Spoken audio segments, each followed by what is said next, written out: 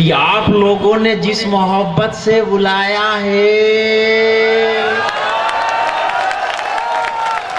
कि आप लोगों ने जिस मोहब्बत से बुलाया है, उस मोहब्बत को अपने सीने से लगाता हूं और सीधे सीधे अपनी औकात पे आता हूं। हाँ, ताली आली बजाओ, सीटी मत मारो। क्या एक आदमी को देख के आदमी सीटी मारे अच्छी बात नहीं है। इससे लोग मेरे नहीं आपके चरित्र पे शंका करेंगे। तो बात शुरू करते हैं। महेंद्र मधुर बहुत बढ़िया संचालन कर रहे हैं। मेरा तो मानना है कि जो व्यक्ति अपने घर का संचालन नहीं कर सकता, वो मंच का संचालन बहुत बढ़िया करता है। अच्छा, इनका चेहरा देखो कितना खूबसूरत। आप इनको देख के ये नहीं अंदाज लगा सकते कि इनकी बारात आई होगी कि गई होगी। महेंद्र मधुर के लिए बहुत जोरदार ताली बजाएं। अभी शिव शैलेंद्र यादव जी बहुत बढ़िया कविता पढ़ रहे थे, और भगवान कसम मैं एक बात बताऊं कि इससे अच्छी कविता मैं भी पढ़ सकता हूं, लेकिन मैंने आज तक इतनी अच्छी लिखी नहीं। हाँ, एक बार तो एक मंच पे मैं था, कुलदीप रंगीला थे, शैलेंद्र यादव भाई थे। एक कवि सम्मेलन के बाद एक महिला उठी और शैलेंद्र जी को बोली, चलो शैलेंद्र जी आप हमारे घर चलो। शैलेंद्र जी उनके घर गए, एक कमरे में बंद कर दी और बोले अब अपनी शर्ट उतारो। शैलेंद्र जी हैरान, अरे बोले बहन जी मैंने आज तक आस्था और संस्कार जैसे चैनल देखे हैं, मुझको सब चीज से कोई मतलब नहीं। बोले अब अपनी शर्ट उतारो। अब इन्हें अपनी शर्ट उतारी, फिर बोले अब अपनी बनियान उतारो। शैलेंद्र जी शंका में आ गए, अब क्या होने वाला है। इन्हें जैसे ही बनियान उतारी, महिला ने अपने 5 वर्ष के बेटे को आवाज दी, बोले देख पप्पू इधर आ, अगर तू बॉर्नवीटा नहीं पिएगा ना तो बड़ा होके ऐसा ही दिखेगा। भुवन मोहनी जी बैठी हैं, आधे लोग तो उनके इंतजार में बैठे हैं कि वो कब खड़ी हो और हम उनको देखें अच्छे से। मैं उनको 4 लाइन समर्पित करता हूं कि ये जो हसीनों के बाल होते हैं, कि ये जो हसीनों के बाल होते हैं, हम मर्दों को फंसाने के जाल होते हैं। और आगे की लाइन पसंद आएगी तो एक भी हाथ खामोश मत रखना कि ये जो हसीनों के बाल होते हैं, हम मर्दों को फंसाने के जाल होते हैं। और ना जाने कितने लोगों का खून पिया इन्होंने, इसलिए तो इनके होंठ इतने लाल होते हैं। उनके बाजू में एक और एंटीक पीस रखा हुआ है, ब्लैक एंड व्हाइट टीवी। एक बार इनके घर इनकी शादी की बात चली, इनके ससुराल वाले ने बोला कि अरे भाई लड़के का फोटो भेजो। इनका फोटो भेजा गया, वहां से जवाब आया, बोले निगेटिव काहे को भेज दिए, पॉजिटिव भेजो। ऐसे हमारे भाई संजय खत्री जी, एक बार इनके सम्मान में भी ताली बजा दो। मैं तो यहाँ देवास आया, कुलदीप भाई बोले आप बोले जब भी देवास आओ तो सीधे हमारे घर चले आना। मैं इनके घर पहुंच गया, सामने देखा एक बच्चा खड़ा होकर रो रहा था। मैंने कहा क्यों, कुलदीप रंगीले का घर यही है क्या? बोले हाँ अंकल। मैंने कहा क्या कर रहा है? बोले अंदर मम्मी से झगड़ा कर रहा है। अरे मैंने कहा मम्मी से झगड़ा कर रहे? मैंने बताओ आप कुलदीप रंगीला के बेटे हो? बोले हाँ अंकल, इसी बात का तो झगड़ा हो रहा है। अब अंदर से कुलदीप भाई आओ भाईजान, बिल्कुल सही समय पे आए हो। एक आदमी का खाना बचा है, इसको खा लो, नहीं तो हम कुत्ते को डाल रहे थे। अरे मैं कहा कुत्ते का खाना मैं खाऊंगा, आपका कुत्ता क्या खाएगा? बोले आप चिंता मत करो, उसके लिए बिस्किट आ जाएगा। मैंने कहा उसका कुत्ते का खाना मैं खाऊंगा तो बिस्किट मैं भी लाऊंगा। मैं बाजू की दुकान में गया, मैंने कहा एक पैकेट कुत्ते के खाने की बिस्किट दे दो। दुकानदार ने ऊपर से नीचे तक देखा, बोला भाईजान यही खाओगे कि घर ले जाओगे? इतने खतरनाक कुलदीप भाई। और मैं इनके घर खाना खा रहा था, अचानक कुलदीप भाई बोले एक रोटी और लो, एक रोटी और लो। अरे मैंने कहा मैं पहले 6 खा चुका हूँ। अरे बोले नहीं खाई तो आपने 8 हैं, पर गिन कौन रहा है? इतने बढ़िया कुलदीप भाई के लिए भी ताली बजा दो एक बार। मैं पहले पढ़ाता था, अब पढ़ाता क्या था, बच्चों का भविष्य खराब करता था, क्योंकि मैं जिस दिन स्कूल जाता था उस दिन बच्चे नहीं आते थे। अच्छा, जिस दिन बच्चे जाते थे उस दिन मैं नहीं जाता था, और जिस दिन दोनों जाते थे उस दिन छुट्टी। मैंने तो एक बार ब्लैक बोर्ड पे 2 शब्द लिख दिए। मैंने कहा दुर्घटना और दुर्भाग्य में क्या अंतर है। अब एक 90 चैनल देखने वाली पीढ़ी फटाफट निपटाती है। बोले सर आप पढ़ा रहे हो, इसी वक्त ये छत टूट के गिर जाए, ये दुर्घटना है। मैंने कहा वेरी इंटेलिजेंट। और दुर्भाग्य, बोले उसके बाद भी आप बच जाओ, ये हमारा दुर्भाग्य है। और मैंने एक बच्चे से सवाल किया, मैंने कहा बेटे बताओ कि लालू ने चारा खाया, इसका फ्यूचर टेंस क्या होगा। एक बच्चा खड़ा हुआ, बोला सर अब लालू दूध देगा।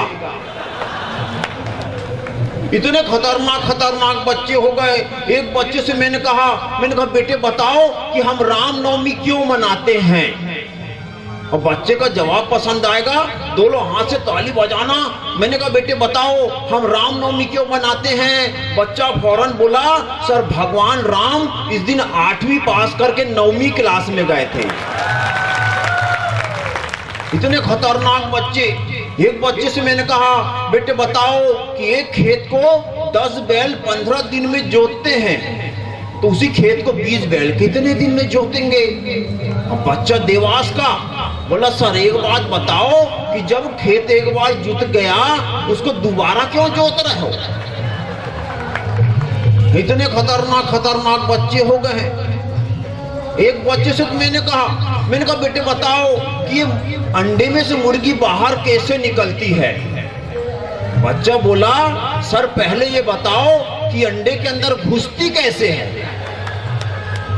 इतने खतरनाक बच्चे हो गए। बहुत ही। एक बच्चे को मैंने कहा पहाड़ा कहाँ तक आता है। बोले सर 8 तक आता है।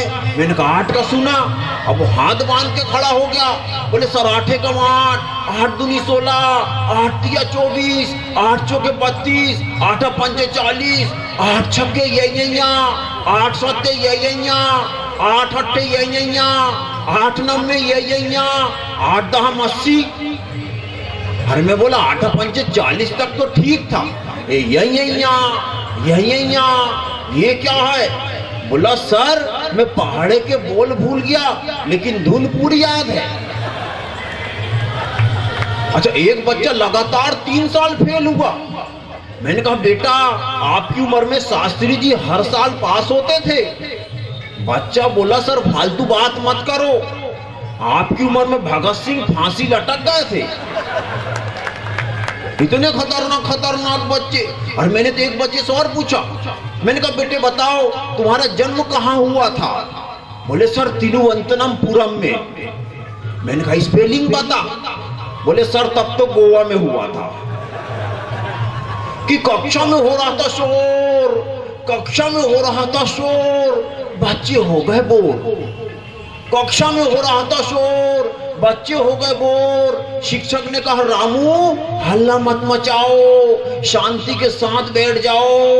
रामू हल्ला मत मचाओ, शांति के साथ बैठ जाओ।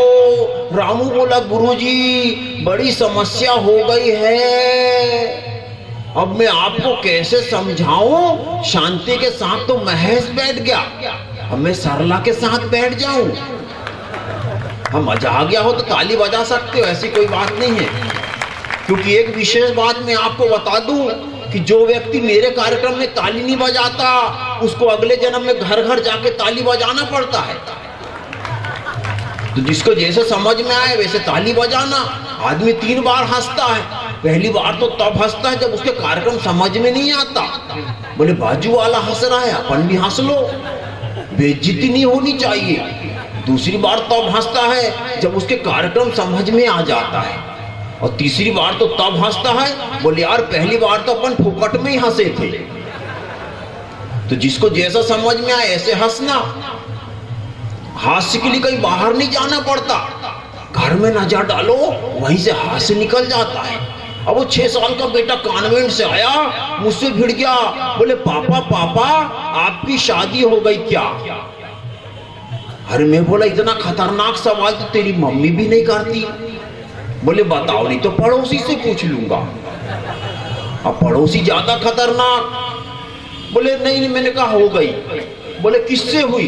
अरे मैंने कहा तेरी मम्मी से हुई।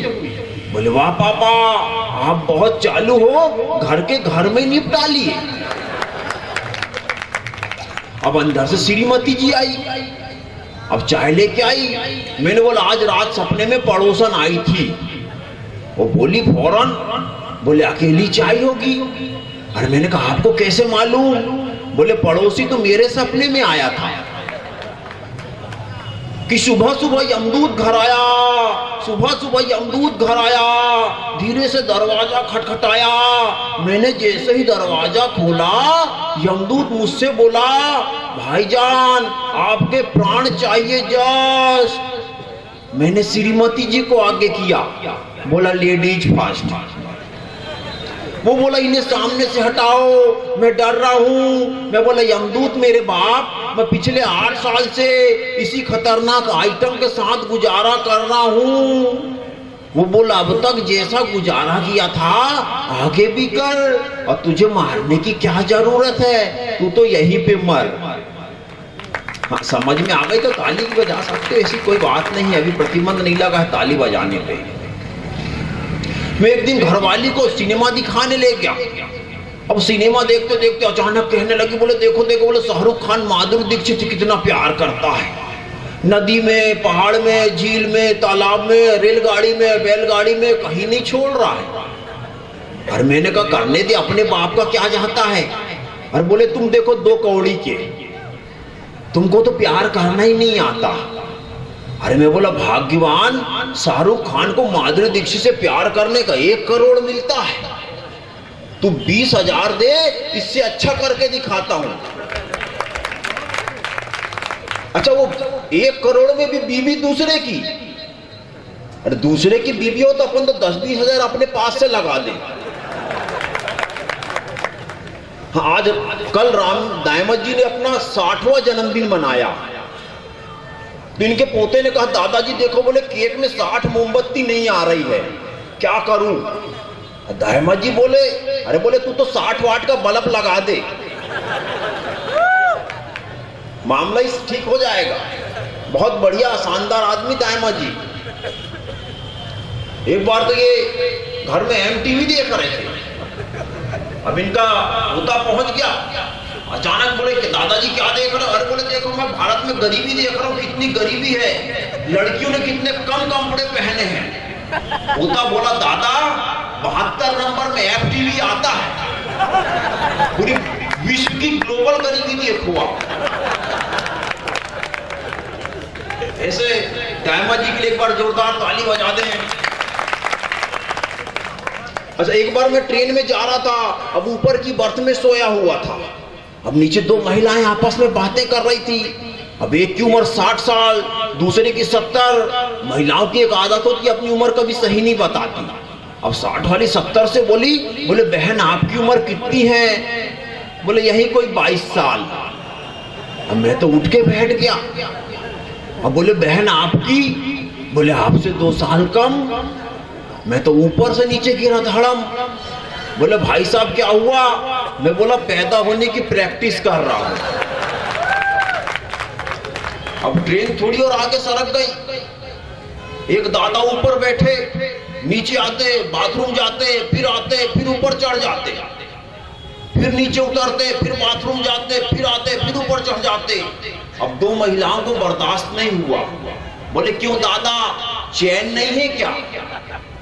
दादा बोले चैन तो है पर खुल नहीं रही है। फिल्मी गानों की बात करें, जिस गाने पर नजर डालो वहीं से हास्य निकलता है। पहले गाना आता था, अब हीरोइन अपना आंचल लहराती थी, बोलती थी छोड़ दो आंचल जमाना क्या कहेगा। अब हीरो पकड़ता था।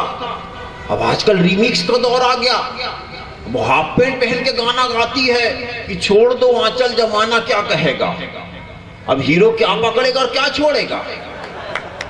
अच्छा इतना ठीक है, वो पेड़ के पत्ते पहन के गाना गाती है, झिंगा लाला हूं, झिंगा लाला हूं, और तूफान आ गया तो कि फिल्मी दुनिया की हसीन बालाओं, फिल्मी दुनिया की हसीन बालाओं, यानी कि आधुनिक लैलाओं, पत्ते का लिबास पहन के मत नाचो, वरना दुनिया दिशा मोड़ देगी।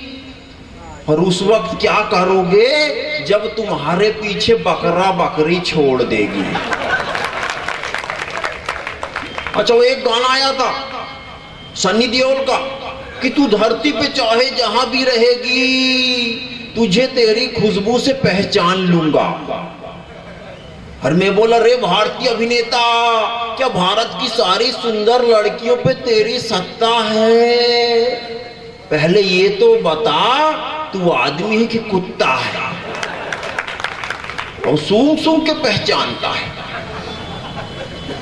एक गाना आया था कि पर्वतों से आज मैं टकरा गया, तुमने दी आवाज, लो मैं आ गया।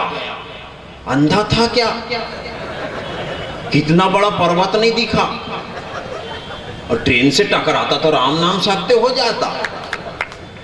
मगर गीतकार लिखते हैं, वो एक गाना था ऋतिक रोशन का, आपने देखा होगा, मैं ऐसा क्यों हूं, मैं ऐसा क्यों हूं, मैं ऐसा क्यों हूं।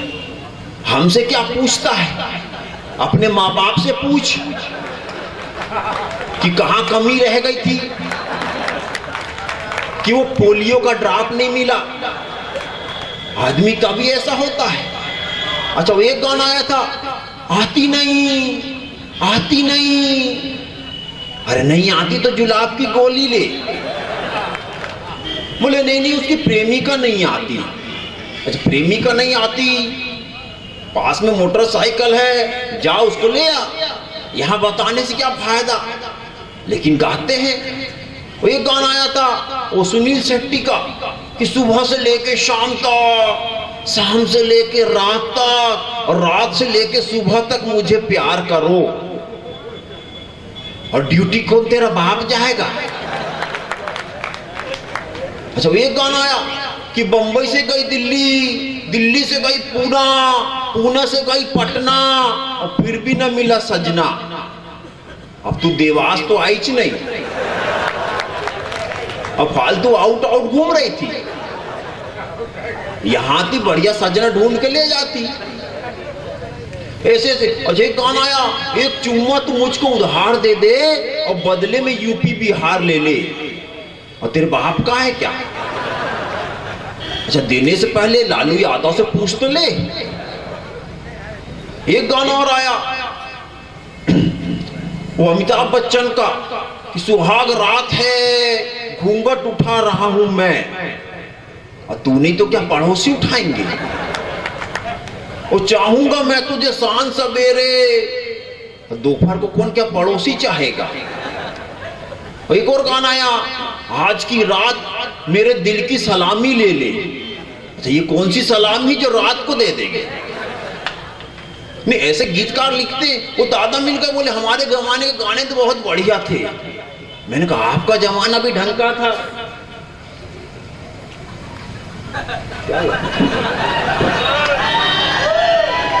बोले आपका जमाना भी कोई ढंग का नहीं था। आपके जमाने में भी गीत आया था कि 100 साल पहले मुझे तुमसे प्यार था, आज भी है और कल भी रहेगा। अरे भूत है क्या? फिल्मी गानों पे चर्चा करो, रात भर चर्चा कर सकते हैं। ये फोटोग्राफर फोटो खींच रहा है, ये फोटोग्राफर भी बड़ी विचित्र आत्मा होती है साहब। आपने देखा होगा कि शादी ब्याह में ये दूल्हे का फोटो दूर दूर से खींचते हैं और दुल्हन का क्लोजअप। कभी हाथ ऐसे करो, कभी गाल ऐसे करो। मैं तो एक शादी में पहुंच गया, मैंने कहा तू कर क्या रहा है? बोले भाई साहब आप बीच में डिस्टर्ब मत करो, मैं दुल्हन को अपने हिसाब से एडजस्ट कर रहा हूं। और मैं बोला आज की रात तू एडजस्ट करेगा तो दूल्हा कब करेगा? वो एक आदमी पहुंच गया फोटोग्राफर के पास, बोला भाई साहब पासपोर्ट साइज की ऐसी फोटो खींच दो कि सर भी आ जाए और जूते भी। अब फोटोग्राफर उसका बाप बोले जूते को सर पे रख ले, दोनों आ जाएंगे। अच्छा, मेरा तो एक अनुभव है कि जिसको बचपन में दूसरे के घर ताक झाक करने की आदत होती है वो बड़ा होके फोटोग्राफर बन जाता है। अपन पुलिस वालों की ज्यादा बात तो करते ही नहीं। ये जितने तो देश के काम नहीं आते उतने तो कवियों के काम आते हैं। एक पुलिस वाले की शादी हुई, अब रात के 2 बजे शुरू हो गया। पत्नी से बोले सबूत दो कि तुम मेरी बीवी हो। अब उसकी औरत बोली, बोले रात के 2 बजे मैं कहां से सबूत लाऊं? बोले हमारी शादी में एक पंडित था। बोले अब वो कहाँ है? बोले 200 बाराती थे। बोले अब वो कहाँ है? अब उसके समझ में आ गया कि उसका पति एक पुलिस वाला है। अब उसने बटुए से 10 का नोट निकाला, उसके हाथ में रख दिया।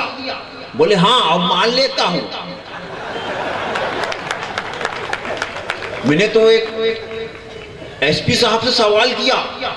मैंने कहा एसपी साहब, पहले आप लोग प्रयोग करते थे कुत्ते का, कुत्ता आता था चोर को ढूंढ के पकड़ के लाता था, आजकल वो प्रयोग क्यों बंद कर दिए? अरे बोले यार कुत्ते लोग बड़े कष्ट देने लगे थे। बोले साले सूंघते सूंघते थाने में आ जाते थे। एक बार एक मंच पे पुलिस वालों का पूरा कवि सम्मेलन, सुनने वाले भी पुलिस, मंच पे भी पुलिस। मैंने एसपी साहब से सवाल किया। मैंने कहा शहर की सारी पुलिस तो यही बुला लिए हो और शहर में कहीं चोरी हो गई तो? बोले कैसे होगी? बोले सब तो यही है। और मैंने कहा ये भी वही काम करते हैं क्या? बोले नहीं नहीं ऐसी बात नहीं है, हमारे पास बदमाशों की लिस्ट होती है। हमने आज सबको मना करके आए हैं कि हम आज कवि सम्मेलन में जा रहे हैं, आप लोग कहीं चोरी मत करना। मैं यहाँ देवास आया, देवास के चौक में एक पुलिस वाला चाय वाले की दुकान पे गया। बोले भाई साहब एक देशभक्ति चाय पिलाना। चाय वाले ने फटाफट स्टोव चालू किया, चाय गरम किया, पुलिस वाले को पिला दिया।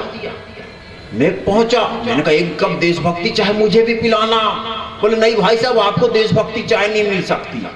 अरे मैंने कहा हम लोग क्या देशभक्त नहीं है क्या? बोले नहीं नहीं भाई साहब ये चाय सिर्फ पुलिस वालों के लिए है। अरे मैंने कहा भाई तू 5 की जगह 10 रुपए ले, लेकिन देशभक्ति चाय पिला। बोले नहीं नहीं, बोले आप बेकार परेशान हो रहे हो। अच्छा मैंने कहा तू एक काम कर कि देशभक्ति चाय बनाने का तरीका बता दे। और भाई साहब अगर आपको तरीका पसंद आएगा तो आप इतनी ताली बजाना कि जितनी आज तक आपने किसी कार्यक्रम में नहीं बजाई। उसने बताया कि भाई साहब सुबह सुबह मेरी दुकान में हिंदू, मुस्लिम, सिख, ईसाई सब प्रकार के ग्राहक आते हैं। वो अपनी कप में थोड़ी थोड़ी चाय छोड़ देते हैं। मैं सब चाय को इकट्ठी करता हूं और वंदे मातरम बोल के पुलिस वाले को पिलाती हूं।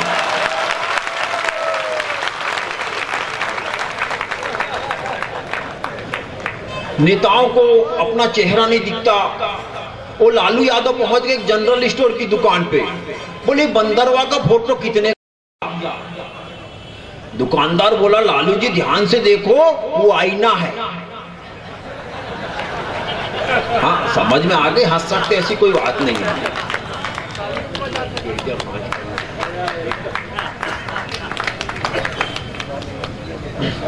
और चलते चलते इतनी बात कहना चाहता हूं कि एक कैदी को फांसी देते हुए न्यायाधीश ने कहा, एक कैदी को फांसी देते हुए न्यायाधीश ने कहा अपनी अंतिम इच्छा बताइए। कैदी बोला मेरे बदले आप ही लटक जाइए।